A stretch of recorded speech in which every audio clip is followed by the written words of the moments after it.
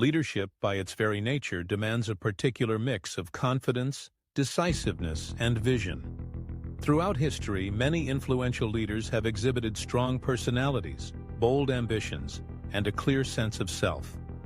Yet when assessing any leader, especially one as polarizing as Donald Trump, it becomes essential to distinguish between healthy self-assurance and traits that may align more closely with narcissism.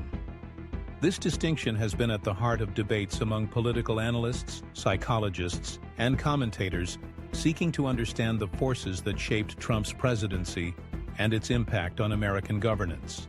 Narcissism, in psychological terms, is defined by a constellation of characteristics. Grandiosity, a pervasive need for admiration, limited empathy for others, hypersensitivity to criticism, and a pronounced sense of entitlement. In moderation, certain narcissistic traits can actually benefit leaders. Confidence can inspire followers, bold self-promotion can rally support, and a willingness to challenge the status quo might result in meaningful change. However, when these traits become excessive, they risk undermining effective leadership. Poor decision-making may arise from an inability to accept feedback. Authoritarian tendencies can stifle dissent and innovation. Most critically, an overriding focus on self-image may come at the expense of broader institutional or public welfare. In examining Donald Trump's leadership style, critics have often cited behaviors and decisions that align with these narcissistic patterns. One of the most prominent features was Trump's persistent emphasis on personal branding. Policies and achievements were regularly couched in terms of personal success.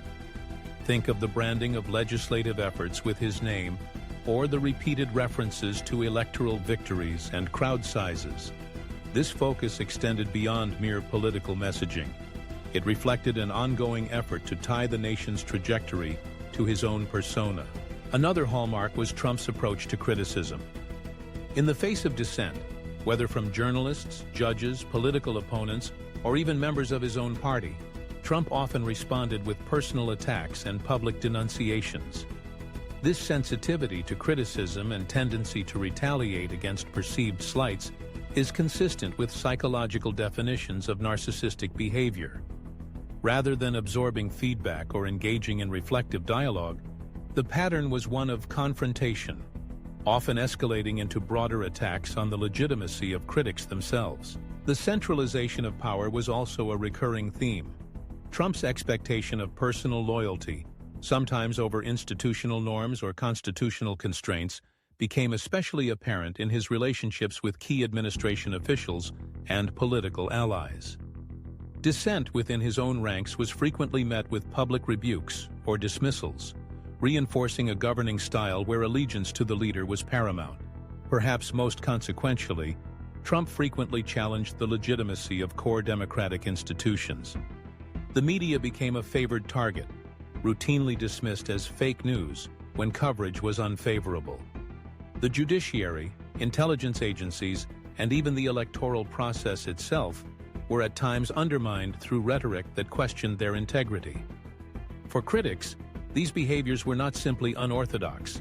They eroded public trust in the systems that underpin American democracy. Empathy, or perceived gaps therein, also played a significant role in shaping perceptions of Trump's leadership.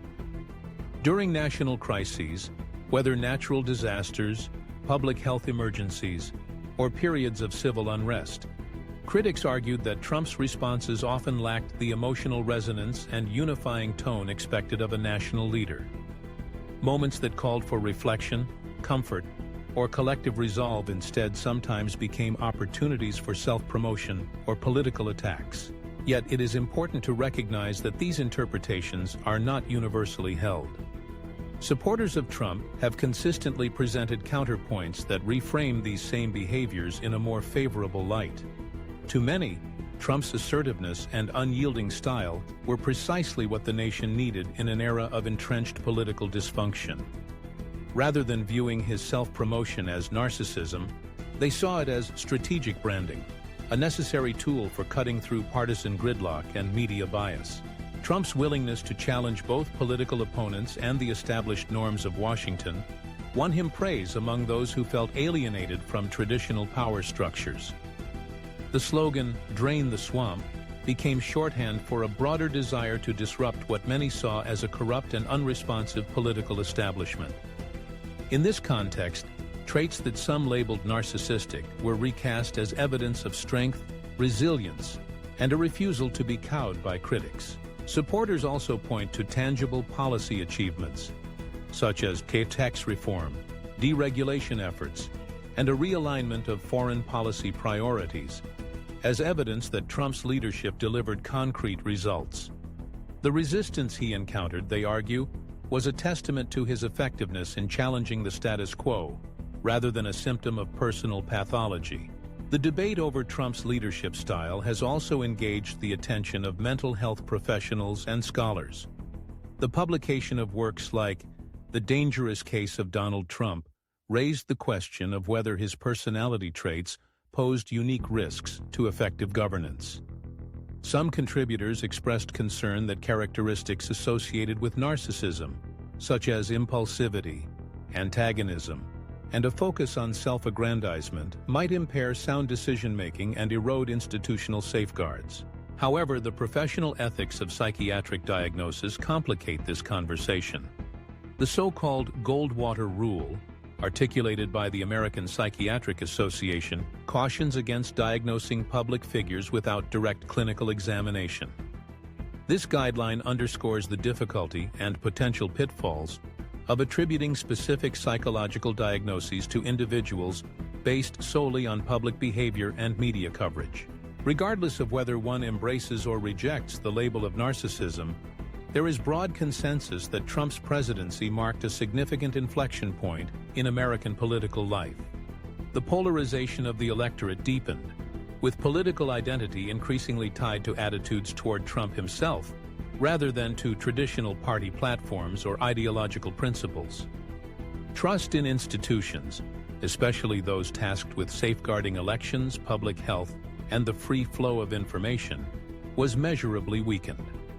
The Republican Party, once defined by a diverse coalition of interests and ideas, became more closely identified with the personality and priorities of its leader.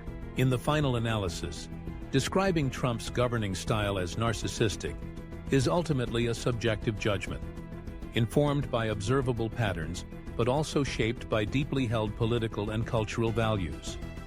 What is clear, however, is that his approach to leadership, whether seen as a product of narcissism, strategy, or genuine conviction, left a lasting imprint on American politics.